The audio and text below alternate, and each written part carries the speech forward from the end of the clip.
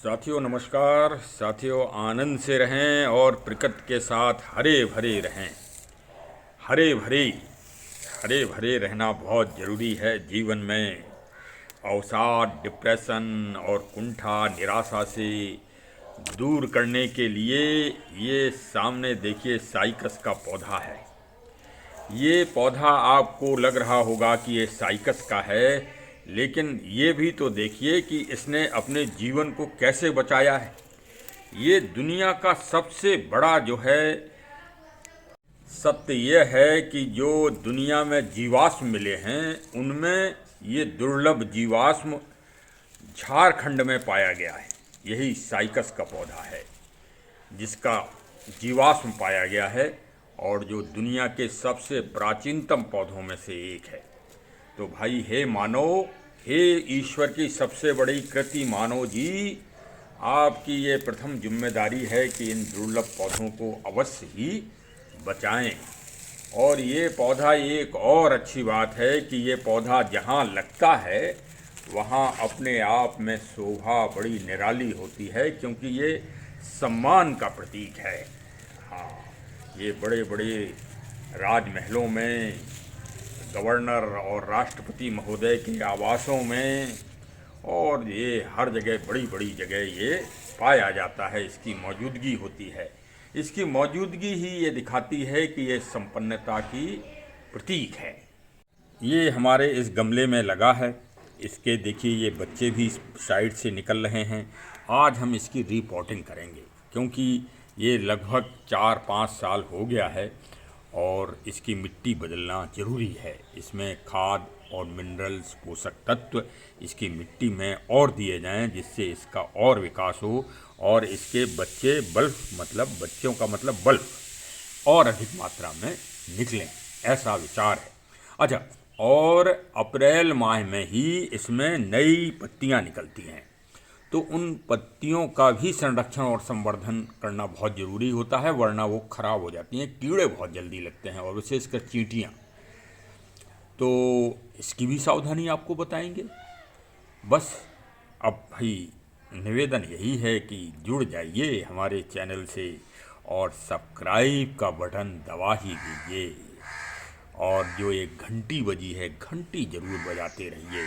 चाहे भगवान के दरबार में घंटी बजाइए और चाहे हमारे चैनल की घंटी बजाइए, लेकिन घंटी ज़रूर बजाइए। तो वही एक घंटी भी दबा दीजिए और जुड़ जाइए प्रकृति और पेड़ पौधों के अद्भुत ज्ञानमयी संसार से, क्योंकि हमारे चैनल का नाम यह है ज्ञान एंड नॉलेज।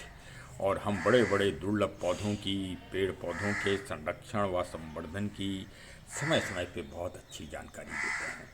देखिए, होली के ये पावन जो समय चल रहा है, मौसम मतलब, ये भारत का सबसे अद्भुत निराला समय है। इसमें आप किसी भी पेड़ को इस गमले से उस गमले में, इस जगह से उस जगह, जहां आपका मन नहीं भर पाया कि ये पौधा यहाँ अच्छा लग रहा है या आपको उसे परिवर्तन करना है, तो आप इस समय परिवर्तित कर लीजिए। मैं तो ये कहूँगा कि बारिश से भी अच्छा समय ये वाला समय होता। अब देखिए, इसको हमने पूरी पिंडी के साथ सुरक्षित निकाल लिया। देखो, इसका एक वैज्ञानिक सिस्टम है। यदि आपको गमले से पौधे को निकालना है और उसकी जड़ों को किसी तरह नुकसान ना हो, तो पहले आप इसको थोड़ा पानी डाल दीजिए 2 दिन पहले, जिससे ये काफ़ी सॉफ्ट हो जाए। और फिर गमले को इस तरह से उल्टा करिए और उल्टा करके और इसको निकाल लीजिए। देखिए, हमने पहले से ही सावधानी रखी है।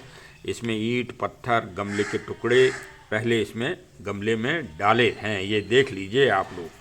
कई लोग गलतियां कर देते हैं और ये नहीं डालते हैं, तो फिर इसके बाद ड्रेनेज सिस्टम इसका बिगड़ जाता है।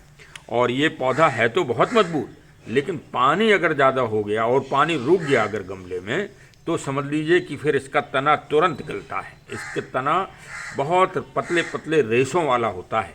जितने भी पाम की वैरायटी होती हैं उनके तने रेशों से बने होते हैं, और वो पानी अगर रुक गया तो गल जाते हैं। पानी अगर थोड़ा आप मैनेज किए रहें तो ये पौधे इतने लंबी उम्र की होती है इनकी कि ये आपकी पीढ़ियां देख सकती हैं। मतलब ये आप समझ लीजिए कि ये शतायु होते हैं।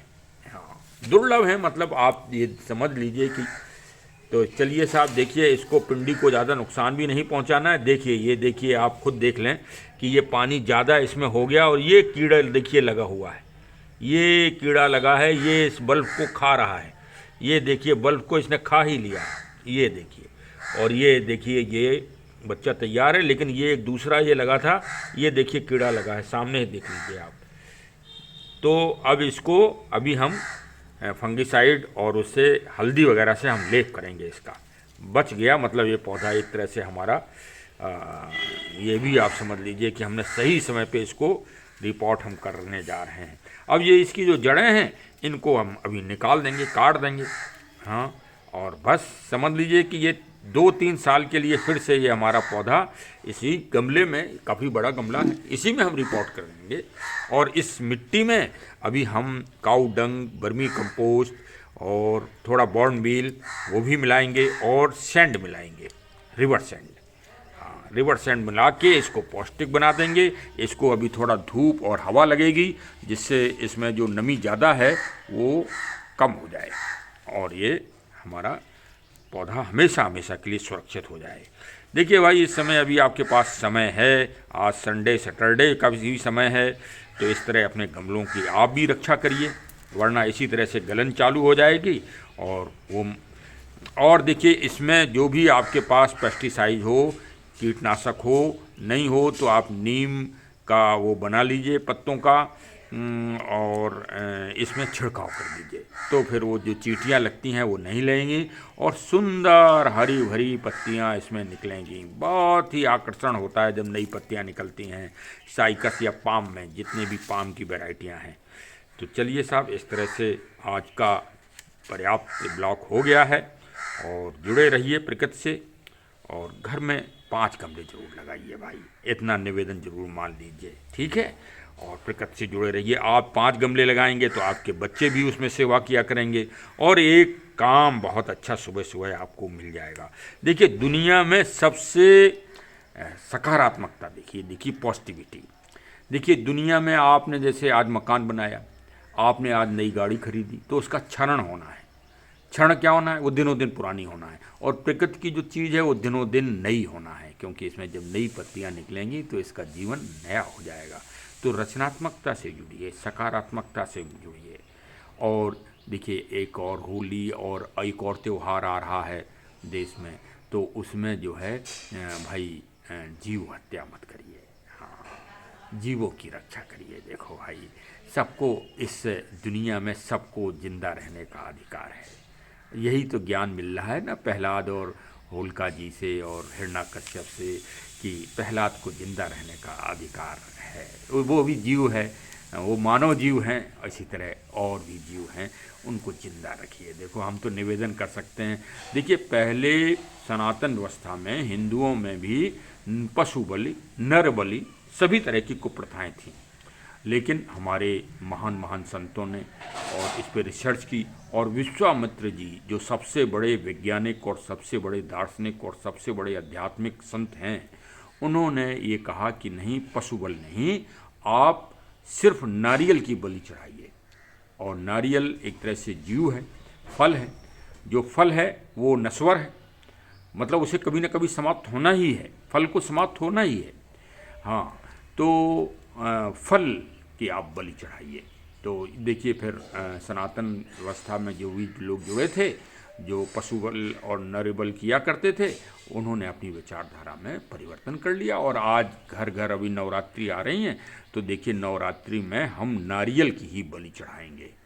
देखिए भाई, ये प्रकृति से, प्रकृति का ज्ञान प्राप्त करिए। तो उस तरह से आप लोग भी अपनी सोच में परिवर्तन कर लीजिए धीरे धीरे। अच्छा, होली में भी कुछ कुप्रथाएं ये चालू हो गई हैं, आप तो कदापि मत करिए। No no no no no. देखिए, भक्षण कर सकते हैं। भक्षण का मतलब इसलिए कि जो आदम है, मतलब वो जो, मतलब प्राचीन काल में जब वस्त्र वगैरह नहीं थे, खाने पीने के सामान नहीं थे, तब जानवरों का हम लोग रोस्टेड करके खाया करते थे, आदमी खाते थे, और शास्त्रों में भी इस बात का विवरण है।